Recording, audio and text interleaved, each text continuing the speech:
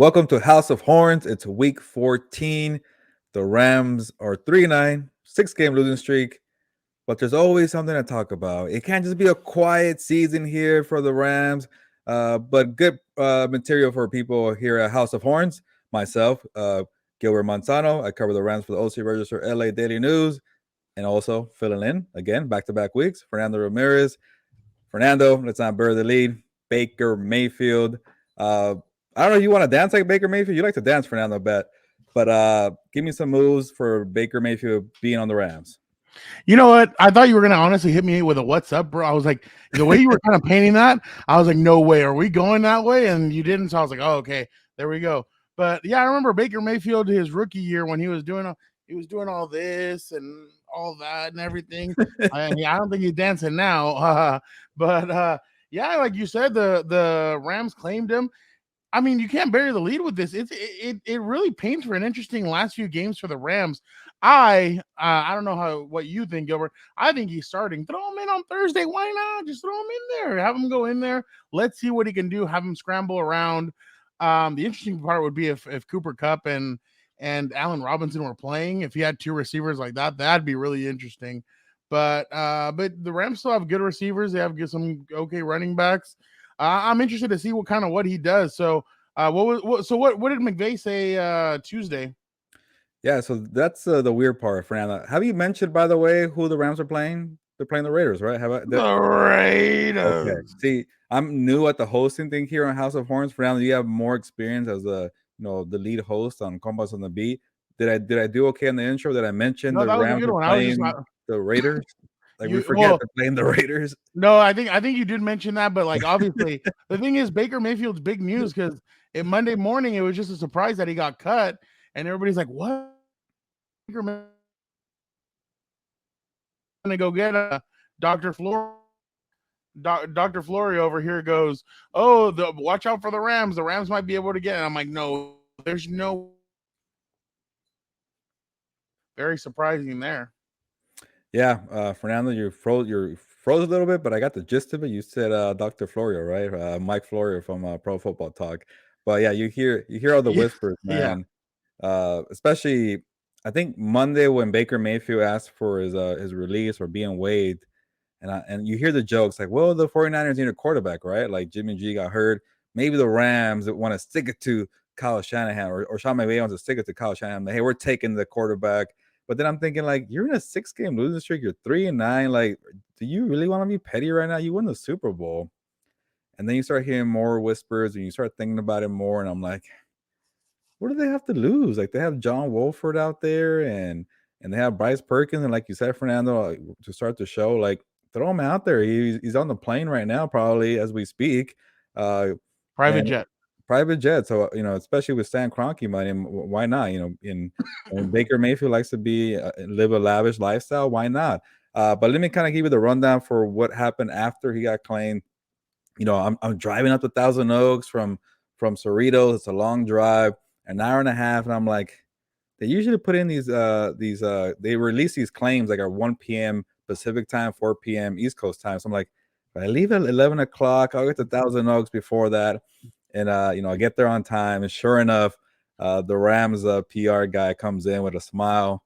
The news breaks, and I'm like, hey man, you're right here. Can you just confirm it for us? Confirms it. Yeah, Baker Mayfield's on our way to the Rams. And it was tricky for Anna because no Sean McVay on the schedule for Tuesday. It's Thursday night Ah, football. The Rams are playing the Raiders. Sean McVay spoke to us yesterday to put a bow on the game against the Seahawks, and then he said maybe I'll talk to you guys Wednesday. We'll figure it out. Maybe he had a little smirk on his face, knowing that he needs to talk to us because some big news there with Baker Mayfield. So I felt bad for Raheem Morris, the DC, and then the OC, Liam Cohen, because they had to answer all these questions about Baker Mayfield. Liam Cohen didn't get a single question that didn't involve Baker Mayfield. Like, hey, Baker, what does this mean for the future? Hey, Baker, is he going to start? Hey, Liam, is Baker going to start? Blah, blah, blah. It's always Baker. And I'm like, I kind of feel bad for him because he doesn't, like, he can't really say he's not the head coach. So we're going to talk to McVay on Wednesday. We're recording this on Tuesday. So by the time we release this, bear with us because it is a strange week, but we'll try to give you more information as the week goes on. But But that's a good way to. Don't forget to go to at Yeah, gmanzano24. Follow Gilbert on Twitter. Hit the alerts. The alerts really do help, especially when Gilbert starts tweeting out whatever McVay's talking about during the press conference, and then obviously read Gilbert's story after because he's gonna have everything ready for Rams versus Raiders. But we all know all the headlines, all the lights are on Baker Mayfield and what he can do. But Gilbert, moving forward, I mean, obviously excluding today, what could this mean for Baker Mayfield, the quarterback, like the future Baker Mayfield? Not right now, because right now, obviously, he's going to probably end up with the Rams the rest of the season. But what could it mean for his future? yeah, Fernando. Before I answer that question, I want to hear from the listeners here or viewers of House of Horns. Comment here. If you're watching this video right now, comment and you tell me what you think it means for the Rams. What does a Baker Mayfield arrival mean for the Rams for the final 5 games of the season for 2023? Do you like the move? Do you hate it? Is it pointless? Why not? So I want to hear from you, listeners and viewers of House of Horns. So comment here under this video, or even if you want to, go in depth, send me an email, man. I don't mind that too. Gilberto at compasonthebeat.com. A good email, pretty easy one to say too. Gilberto at compasonthebeat.com. But to answer your question, Fernando, so you want to discuss the current future or the future moving forward, like 2023? What do you want me to get into? I mean, obviously, I think this is an audition for him. I think this is a hey, like we need a quarterback. We need something to keep us. I'm just being honest. Keep us relevant for the last few games. Remember, they're on Monday Night Football and they're still on that Sunday Night Football against the Chargers. What's going to keep them relevant? Hey, we have Baker Mayfield out here. So Baker Mayfield against Aaron Rodgers is going to be interesting. Baker Mayfield against Justin Herbert is interesting.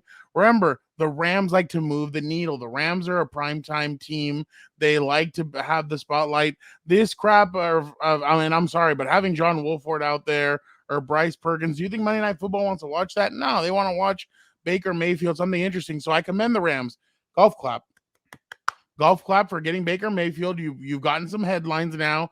Now I want to see if this is on. I don't know what you think. I think this is an audition for Baker for not only maybe. I mean, if he's going to start being a backup quarterback, but maybe this is a good thing for him. Maybe he tries out for the Rams for the future, or maybe he's trying out for other teams. But I think this is going to be an opportunity for him to really learn under a good offensive mind in Sean McVay. Fernando, at first I'm gonna admit, like when I heard like the whispers about Baker Mayfield joining the Rams, I'm like, why do you want to get that in here? Like you've heard about like him fighting with teammates. The funny thing, Fernando, they spent pretty much the whole season trying to lure not Baker, Odell Beckham back to the team, and who had problems with Baker Mayfield, Odell Beckham in Cleveland. So they spent the whole year trying to get Odell Beckham, but they got Baker Mayfield instead, and they got a losing season. So it's kind of a weird, kind of ironic there how that turned out. And the funny thing, Fernando, I'm giving some nuggets here on House of Horns, where they had, there was like a story there where the Rams reporters were saying, hey, Odell Beckham's nameplate in the locker, he has a locker room. So he has a locker in the locker room. That's Baker Mayfield's locker now? I think it's gonna be because it's perfect too. They took off the name there last week. It's empty. It's available. It's in a prime spot. And to the left of it is Bobby Evans, the offensive lineman for the Rams. He protected and blocked Baker Mayfield at Oklahoma when he won the Heisman. And these freaking cats. If you hear the cats, let me know.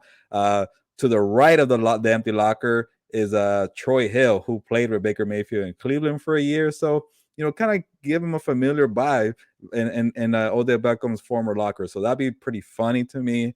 It's available. It's ready to go. I'm going to see if they use it. By the way, Baker Mayfield's going to wear number 17. I wonder why.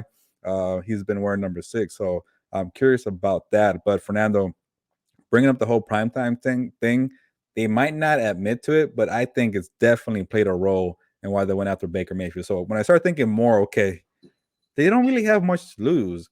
And these freaking cats. Yeah. You heard that again? Yeah, I heard that one. Okay, sorry about that. No, you're good. They don't have much to lose. All they could do if they don't bring Baker Mayfield, they might even lose some fans. Like some of these empty seats for these primetime games. Monday night against the Packers, Thursday night against the Raiders. It's gonna be silver and black regardless on that Thursday night game. House? Yeah, so when you're doing that against the Chargers on Sunday Night Football, well, I guess it would be a home game for the Chargers, right? You might even play on prime time for that Seattle game, or the Seahawks have something to play for. They play on Christmas Day, Fernando, with Russell Wilson and the Denver Oh yeah, I Broncos. forgot about that Christmas Day game. That's a prime time game because they're going to be the only teams playing in that slot. So you know how it is in LA. This market cares Baker about Mayfield versus Mr. Unlimited. Mr. Unlimited. a lot of. Danger Russ. I don't know who's more corny when they're. I don't know. Whatever. I think the Baker Mayfield might be cooler than Russell Wilson. That's saying a lot there. So, Yeah. but I think it's part of it too. You want to get people's attention. You're in a epic losing season. You're 3-9. You're being regarded as the worst Super Bowl champion of all time.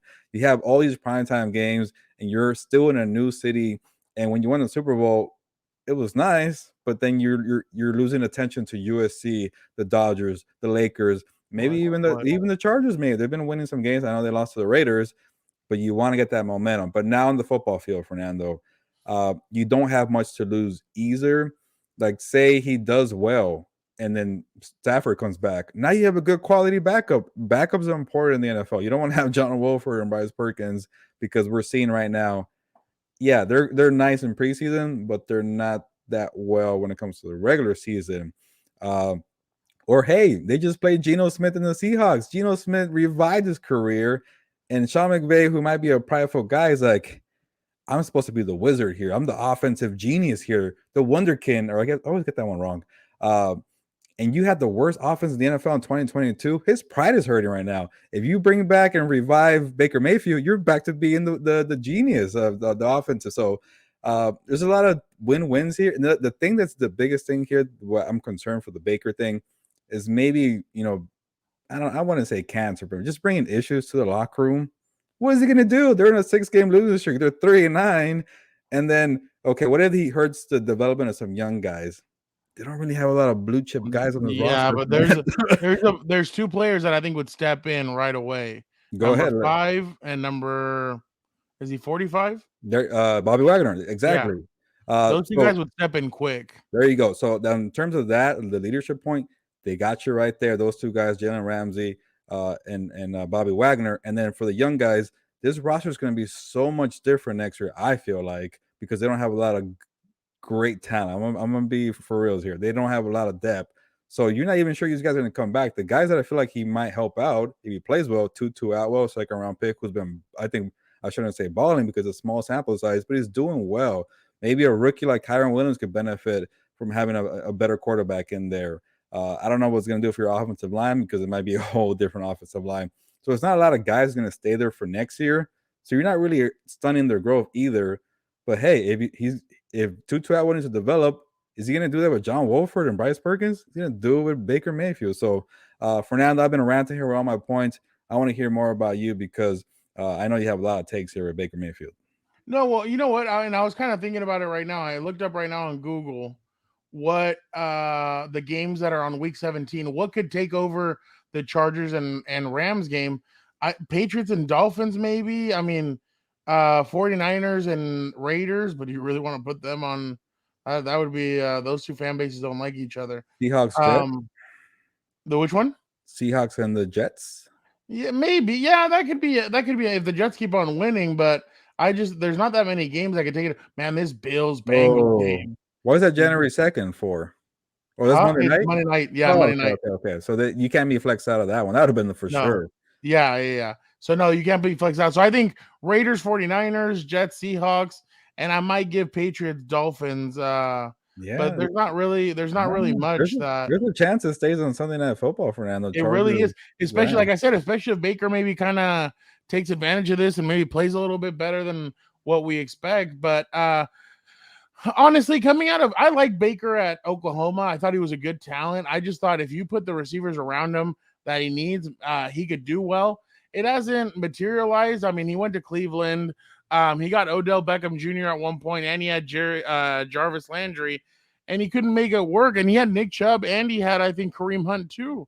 And they made it to the playoffs at one time. They almost knocked the Chiefs out, but they couldn't finish it. And ever since then, it's kind of been weird. Him and Kevin Stefanski didn't like each other very much, and then he went to the Carolina Panthers. That's been a mess too. So I don't know how many more chances he's gonna have, but dude, this is probably one of your final chances. If you really can't stick on with McVay, it may be hard for him to find somewhere else to go.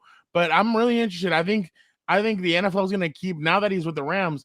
I think the NFL is gonna have a microscope over him there because in Carolina you can hide. You can hide it. Heck, in Carolina, I didn't even know PJ Walker was a starting quarterback at one point.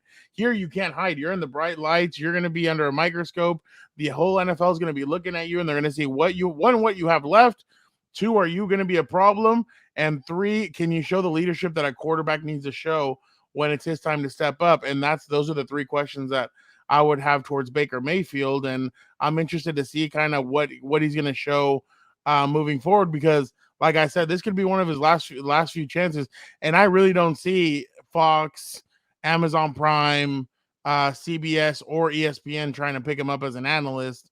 So he may have to hope that Urban Meyer heads back to college football so he can take over on the Fox Sports college football. But it's going to be tough for Baker. So he really needs to settle down. I think he's talented. I still think he has a little bit of juice. You just need to see that consistency from him, and this is really his opportunity. Yeah, like if you really look at it, like, okay, is he set up to succeed? No Cooper Cup, no Allen Robinson, like we mentioned there. The running game is starting to figure it out, like you Yeah, mentioned, you were right, Fernando, 171 rushing yards for the Rams. And New Orleans had 148, and the week before that, KC, they went over 102. So they're figuring out the running game.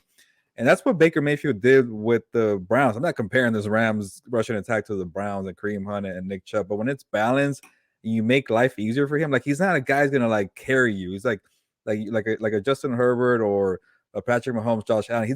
These guys will carry you. Baker Mayfield needs all the help he can get.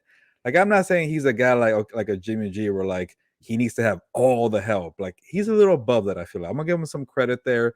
Baker Mayfield has shown some glimpses. The only thing with him that he really struggles, sometimes his accuracy could be really bad.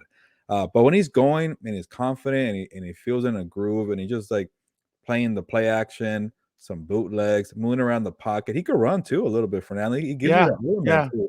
Like I know with Perkins, he got a chance because he's mobile. He's moving the chains. He just wasn't a really good thrower, or maybe just a little skittish because his first career start.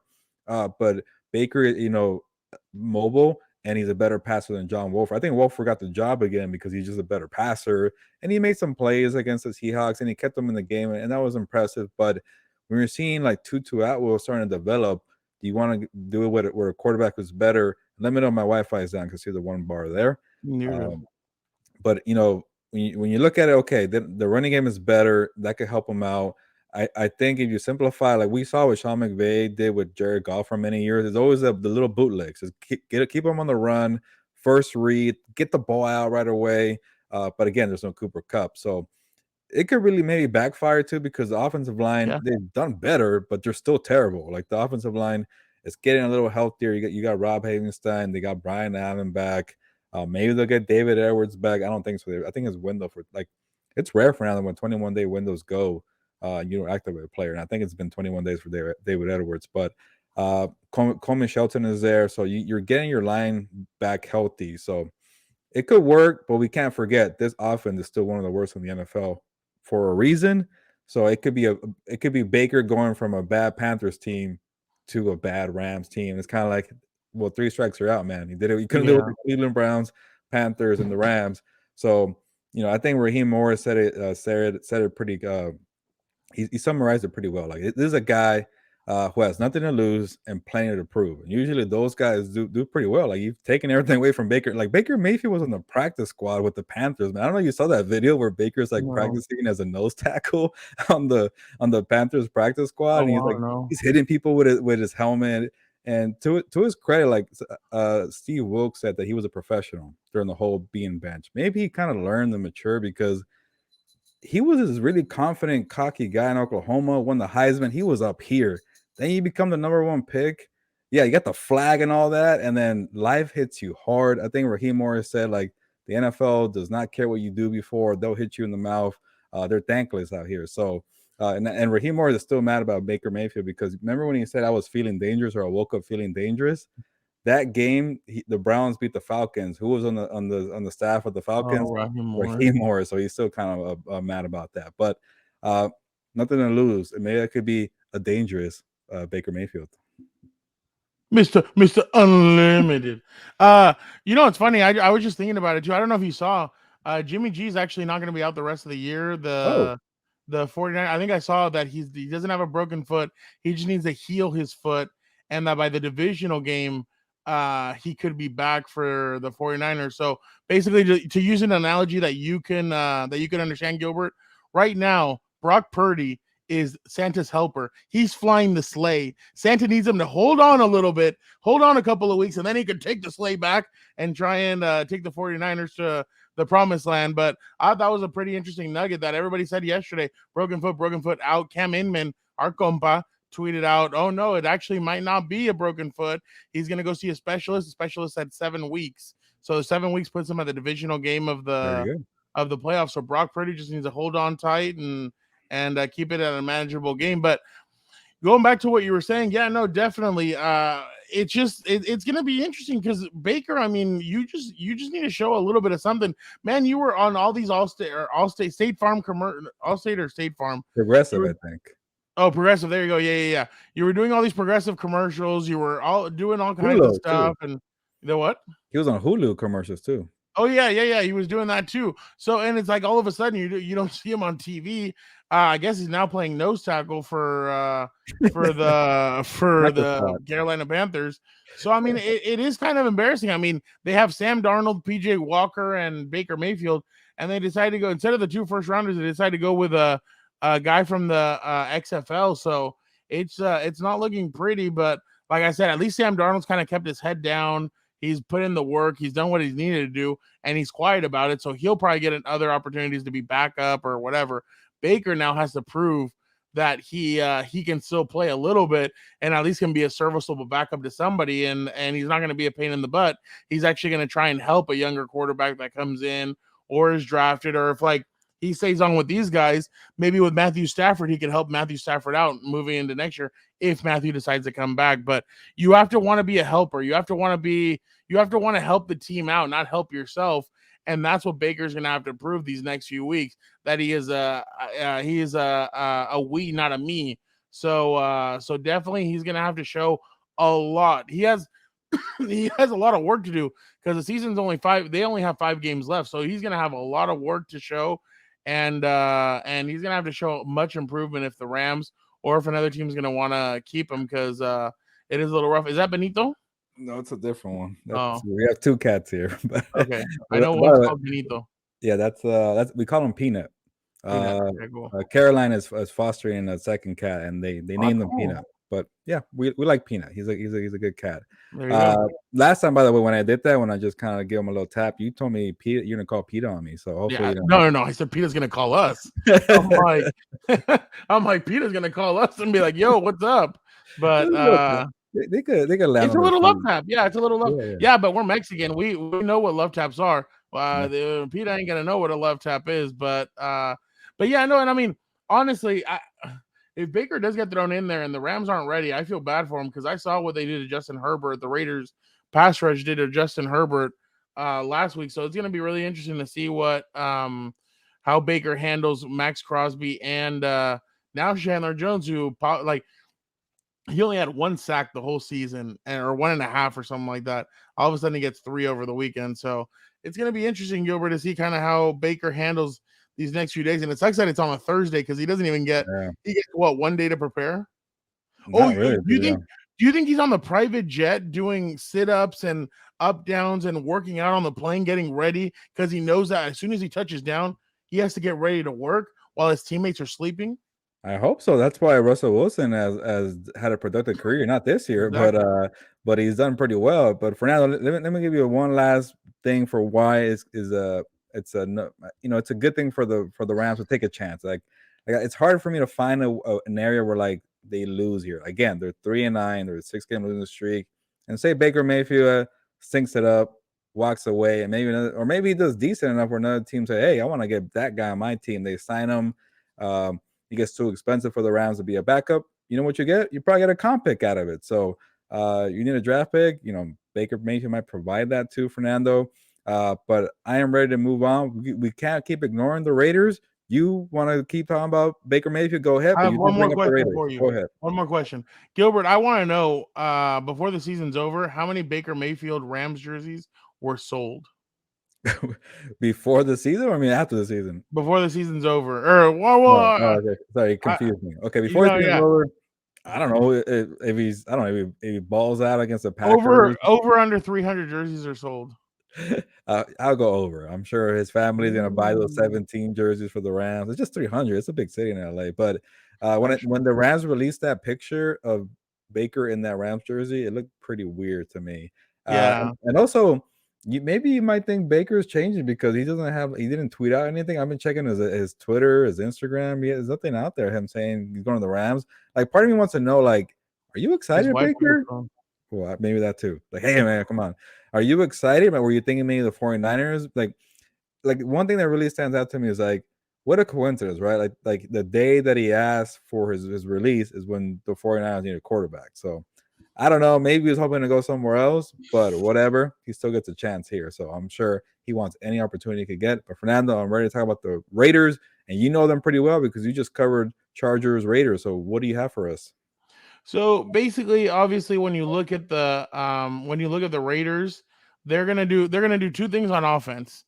They're gonna either get the ball to Josh Jacobs or they're gonna get the ball to Devontae Adams. So I think this week might be the week where you tell Jalen Ramsey, dude, you're gonna be at corner almost the whole time. Like, and I don't know how profusely Jalen could cover him, but it either has to be like underneath. Maybe I mean maybe they double him the whole time and just have Jalen underneath, have somebody over the top, and just kind of guard him like that. Maybe disrupt him a little bit because, like I told you during, I think I told you on House of Horns that those guys had 300 and I think it was 315 yards out of the 400 total yards that the Raiders had. So that means the only what was it 80 yards went to other people. That's not like that's almost nothing. So Jacobs and the Rams are gonna have to zero in on Josh Jacobs.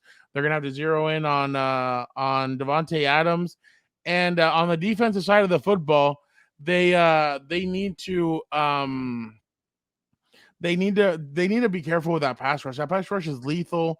They do get after the quarterback. They play with energy. So the reason why I truly feel like the Chargers kind of lost the game a little bit in the first quarter was because the Raiders got after Justin Herbert at the beginning and they felt the energy. They felt pumped up. Remember that Rams stadium is going to be full of Raider fans. They're going to be hyping up the Raider fan or the Raider players, and they're going to get hyped up. They think that this stadium is their second home. They feel like this is their second home, so they're going to be loud. So the thing is, the Rams cannot let the Raider fan or the Raider players feed off of the Raider fans. So those are the four things that they need to do. Be careful with Chandler Jones and Max Crosby. Make sure that Josh Jacobs and Devontae Adams don't go crazy. And then on top of that, you have to be able to not let the Raider fans or the Raider players feed off of the Raider fans. Yeah, Fernando, the more you bring up how good that pass rush was against the Chargers, the Raiders with Chandler Jones and Max Crosby, I'm like, maybe you might want to wait for Baker Mayfield to get settled in before facing those two guys. So, especially with that offensive line the Rams have, that's a bad offensive line. At least the Chargers should be. Oh, I don't know. The Chargers were banged up with their offensive line, but they should be better than the Rams offensive line. They've been one of the worst all year. And then on the flip side, with the other points, with Devontae and Josh Jacobs, like, you know, the Seahawks were pretty smart about trying to move DK Metcalf away from Jalen Ramsey. Like, Darion Kendrick, the rookie cornerback, got picked on all day by DK Metcalf. And then when the time came to be best on best, Ramsey against Metcalf, Metcalf had his way and got the game-winning touchdown on Ramsey. So I think you're on something there. I think at one point, I think Raheem Morris needs to be like, okay, we got to do our best to get our best on Devontae Adams, Jalen Ramsey. Go ahead and get your money against Devontae Adams because DK, Darion Kendrick, also known as DK, different kind of DK, uh, Yeah. had a lot of growing pains against Metcalf. Now imagine him having to guard Devontae Adams. That's gonna be a long day. But that's the thing that the Chargers didn't have. they don't have a Jalen Ramsey. They have Derwin James, but he's a safety. He moves all over the place. And I know Jalen Ramsey is not the same cover guy, at least not this year. We'll see what he does in the future. I want to see how his coverage skills are Yeah. in a better year because he's slipped up, man. I think somebody brought up today that he's allowed 7 touchdowns while he's covering the guy, so that's a high number for him. But maybe once could be a game. You know what? I'm tired of giving up these touchdowns. Like Jalen Ramsey by his locker room, Fernando was just kind of just sitting there looking at the stars. I don't know what he was looking at. He just didn't move from his locker for like 20 minutes, Fernando. So that's what I saw from Justin Herbert after the Chiefs game. He was just staring off into space. He still had his he still had his jersey on, still had everything on. He was just staring off and he would just shake his head. And I'm like, okay, I know what it is. He cannot believe that they're losing these games and the way they're losing it. So it's built up frustration. You can totally tell that's what it is. So I'm sure that's what Jalen's going through too. Is that Jalen might be having PTSD and going back to his he might be going into his Jaguars days and being like, damn, dude, what the hell is this? So by the way, that Jalen Ramsey Baker Mayfield thing is going to be funny. Yeah, it's funny because I was thinking like there might be a quote somewhere on the internet where Jalen Ramsey calls Baker Mayfield trash, and we're gonna bring it up and talk about it. But we did some research, and so far Jalen Ramsey has been he had called Josh Allen trash. Yeah, you got that one way wrong. Wrong. Baker Mayfield comments from Jalen Ramsey have been pretty positive from what I've seen in the past, so he's a fan. I don't know. But Fernando, anything else you want to say about the Raiders before we move on? No, just I mean, you have to if your pass rush is going to need to get to not you, but the Rams pass rush is going to have to get to Derek Carr and kind of disrupt him. That's how the Chargers were able to make him turn over the ball at the beginning in the first quarter when he threw that pick six, is because they got in his face. So they need to do that. They need to kind of get in his face a little bit. I'm interested, Gilbert. Like I said, I haven't watched as many Rams games as you do because you're there. Do they ever try anything interesting with Jalen, like maybe rushing him up the middle, and like what they do, like what the Chargers do with Derwin, like having him rush up and maybe try and come up and sack the quarterback or do anything like that, or does he just play linebacker but he basically drops into coverage? Yeah, I haven't seen too much rushing from the middle. I'm trying to remember what happened. Different stuff. He plays the edges, like he'll come off the edge and maybe get a sack or like meet the running back off the edge or something. So he does that. One thing they did do in this previous game, I think maybe because it was like a revenge game, they really sent Bobby Wagner up to blitz heavily. They don't really do that often. They put him in Did you cover. try that here? So I would throw different things. You know, it's funny. I was asking Derwin recently. I'm like, hey, when you pass rush, what do you try and do? He's like, I pass rush. I stop. I watch what hole's going to open up. By my mind, I know which hole's going to open up, and I hit that hole. I was like, oh, so you're even a half a second to two then you're probably half a second, or if not a second, behind everybody. He's like, yep, and I let them catch up, but they can't. By the time I hit the hole, I already have Patrick Mahomes in my hands, ready to sack him. So I'm like, oh wow. So that's what I was wondering. I wonder if Jalen Ramsey, if they should do a little bit more of that with Jalen Ramsey. I think that'd be really interesting to see this week, if maybe they threw a wrinkle like that. Maybe have Jalen come up and try and sack Derek Carr and disrupt him a little bit. Yeah, you got to try something new, especially when you're 3-9, 6-game losing streak. So maybe they don't do that too much because hey, they got Bobby Wagner and they want to try Ernest Jones a little bit up the middle. But there are times where like they ask Jalen to like be aware on the edges and get that playmaker in space and make sure he's down. And yeah, there's been some times where Jalen Ramsey loses and misses a tackle, but he's had some good quality tackles too in there. So we'll see what they do, but that's pretty much their 1-2 punch right now on defense because they lost it. I don't know if we haven't discussed it, but I don't think Aaron Donald will be ready for this game, especially on Thursday night football. High ankle sprain is usually 3 to 4, or well, he's an animal, but still, I think that's a 3 to 4 week. He's a Wolverine, supposedly, not Russell Wilson, right? Huh? He's a Wolverine, but yeah, I know. That's Wilson claims. If Aaron Donald says he's a Wolverine, I will believe him. Russell Wilson? I would believe him too. Yeah, no, I definitely would. No, Aaron Donald's a freak of nature. I mean, you saw that video of him working out with the People's Champion in front of the millions. But definitely, you saw. By the way, I saw that video that The Rock posted about being with his daughters to watch the anthem, And I thought it was weird. Remember when I told you on the post game show House of Horn? I'm like, Yeah. why are you showing The Rock there on the anthem? I'm like, cool, he's an American hero. I like it. It's cool, Yeah. whatever. But then it turns out that his daughter's mom was the one singing the anthem, so that's why. Oh wow. Yeah, Okay. I saw Wow. the That would video have on been a good Instagram. He Danny was pretty Garcia. teared up. But I was trying to figure it out. I think it's a different baby Oh, mama. it's his current wife right now. Then it Oh, is. there you go. It Yeah, must be his. there are younger daughters. Yeah, yeah. So Danny Garcia is the XFL or the new Yeah, yeah. XFL's It's not her. It wasn't her. CEO. Okay, it wasn't her. Okay, so it's his other wife. Yeah, so I think his wife is a singer. So the girl that you see in NXT, that's Danny Garcia and The Rock's Ah, daughter. The little girls that you see now, that's The Rock's daughter with this the woman that sang the national yeah. anthem. Side story, but yeah, I wanted to mention that. Good But research, Gilbert. I like yeah, that. you should check out the video. The video was nice and heartwarming. I know you call me a Grinch, but I gave it a like. Oh, there you go. I'm gonna watch that then. But yeah, so obviously, what's a player matchup that you're kind of looking forward to this weekend? Yeah. What did I have here in my notes? Yes, I want to see more of Tutu Atwell. Like he's finally showing something here, and I think I mentioned before, Fernando. Like when Tutu Atwell got that bomb in New Orleans for 62 yards off the play action, go route, go ahead and do what you do.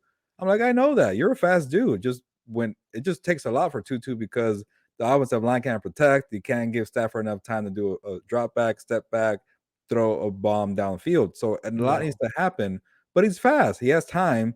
And also they play back because he's a smaller dude. Like they'll probably press you, and you're gonna fall back. But now he's showing me that size maybe won't be a factor in me because he's doing these versatile routes. He's showing a full route tree. Every time I think about full route tree, I think about Brandon Staley. He used to always say that, like, oh, you got to do this route and that route. he's Uh, a football playing Jesse. there you go. And this guy, for being a small guy, he got criticized a lot Tutu Atwell for his hands. He got like this crazy one hander against the Seahawks. I'm like, I saw the toughness, the get up, the good hands in training camp. And I know like it's just training camp. Nobody cares. Like, people gave me slack for talking Yeah, about Allen Robinson. I saw Tutu Atwell making these plays. I'm like, there it is. And I think I'm gonna trust my scouting instinct because I saw something. You know whose fault it was that Tutu Atwell wasn't making plays? Sean McVay. He admitted it. He regretted it. He said, "Yeah, this guy's been answering the bell every single time when we give him the ball the last couple of weeks. I messed up. I should have given Tutu Atwell more opportunities." So my point being here, Fernando, I can't really name players on the Raiders secondary. I don't think they're that good. So Rock Yassin. there you go, from the former Colt player. I know him. They had a lot of bad first round picks there in the secondary for the Raiders. But Tutu Atwell against his Raiders secondary. I want to see more of Tutu. Sean McVay admitted his mistake, so I think he might be a feature focal point of his offense. And he's been fun to watch, man. Yeah, So I want to see more of Tutu Atwell, and he's confident right now. Let's see what he could do on Thursday Night Football. I'm just gonna be simple about it. Raiders pass rush versus that versus Chandler Jones and Max Crosby are no joke. They're gonna get after Baker Mayfield or whoever's the starting quarterback. They're gonna get after that offensive line. The offensive line needs to be able to protect and give some time, and don't make Jerry Tillery looking like an all pro. He ain't. He ain't not. So Oh, I can't wait to definitely. see him again. Oh my god! And it's funny because I spoke to Adam Hill about it, and Adam Hill's like, "Oh, he's actually like he tried to evade us the first few days, but then after he was pretty chill." And I'm like, that doesn't sound like the guy that we That's used to. hard. Yeah, so I don't know, but it was definitely interesting to see. It's going to be interesting to see kind of how the whole dynamic works. So the offensive line's going to have to protect, open up holes, and don't let Chandler Jones and Max Crosby disrupt. Gilbert, what are your keys to the game? Yeah, I think I'm gonna be kind of like you and kind of vague, but whatever. You got to make the. I was gonna say Bobby Wagner and Jalen Ramsey need to show up, but we kind of touched on that. Like they got to make more plays. I want to see more of Michael Hoyt, another kind of gem that they found there for the Rams. Sometimes in a very bad season, you find some gems, and I think Michael Hoyt could be a guy. But we talked about Bobby Wagner and Ramsey making plays, so I'm gonna shift over last minute here, and I'm gonna be a little vague too about it. But just make the Raiders offense one-dimensional. And you mentioned it for now. They have two guys, Josh Jacobs, Devontae Adams. Take one of them away. So take away. I know it's hard to take away Josh Jacobs, but if you just make Derek Carr forced the ball to Devontae Adams, like that leads to turnovers. So it's a tough task to deal with. Josh Jacob, who's on fire. I think he heard me talking about, because I remember on COMPAS on the beat, the Victor, the producer, if people know Victor here in House of Horns. He said he's a underrated or most overlooked or disrespected running back in the NFL. And I'm like, yeah, whatever. Josh Jacobs, he's been nothing but balling out ever since then. So I think he's saying it to me. And then we'll see what he does here on Thursday Night Football with me in person. So, but no Aaron Donald there. So it's going to be a tough task to contain him. But you somehow contain Josh Jacobs, because that opens up the playbook for Derek Carr to do his thing there. I know Derek Carr could be hit or miss, but when he has a balanced attack, he does pretty well. So no Aaron Donald, but if you see more of Michael Hoyt, you see Bobby Wagner blow up some of these running plays. Maybe, like you mentioned, Jalen Ramsey helping out here. So you got to contain this rushing attack for the Raiders. For me, it's easy. Don't turn the ball over. I know it's easier said than done, but if you turn the ball over, they're going to make you pay. That's what happened with the Chargers. They turned the ball over twice. One was a turnover on downs, but the other one was Austin Eckler out of halftime. He fumbles a football. Then they hit Devontae twice in a row, and the next two drives for big touchdowns. So that's definitely going to have to the Raiders are going to have to, or the Rams are going to have to take care of the football. Don't turn it over. Don't give the Raiders more possession. Take away possessions from them is definitely going to be key. So, Gilbert, who you got? Yeah, prediction time here. The Raiders are 6-point favorites. The Raiders have won 3 in a row, so I guess they command some respect. And technically, it's going to be a home game. A lot of LA Raider fans out here. So, by the way, Joe Morley will be there. I already found okay. out. So Joe there you Morley, go. friend of the show here, or friend of all the shows on COMPAS on the Sure, beat. why not? We can call him. What's the over under here total is 44 and a half. 44 and 6-point. Raiders are 6-point favorites. Okay. I am 9-3 and picking outright for Rams games. I am doing well, but it's pretty easy when it's a bad team, and they usually play better teams. So, but this is where I show my true colors. I am 5-6-1 against the spread. These freaking pesky Rams are beating the spread, because they only lost to the Seahawks by 4 points, I think. Yeah, 27-23. And they only lost to the, what was it? No, I picked them to cover against the freaking Chiefs, but they missed it by half a point. So that spread is messing me up here. But yeah, I think the Raiders are rolling right now. They have their full team. I don't know what's gonna happen with Baker Mayfield, because we're recording this on Tuesday evening. Maybe they'll announce Wednesday on Zoom with Sean McVay. Baker Mayfield is gonna start, and I don't know if it's gonna change much, because you mentioned what Chandler Jones did and Max Crosby against this bad offensive line. That could be a lot of trouble here. So, what was it? They got 20. Fernando, they got 23 points last week, the Rams, and that was the most points they've had since week 6 in the NFL season. So, Oh wow, that's been a bad offense here. So I will say, I'll give them 24. I'll keep it close. Rams cover 28-24. Damn, that's 4 touchdowns. They'll find a different one. Whatever. 28-24. Raiders beat the Rams. interesting. I'm gonna go with the Raiders as well. I'll say 31-26. 31-26. I'll say that Cover 2. so I'll say that the Raiders will take that one, and they'll be 5-6-7. So there you go. That'll be interesting moving forward, especially if we'll see what happens around the NFL, and if they can move up a little bit and try and position themselves to try and make the playoffs.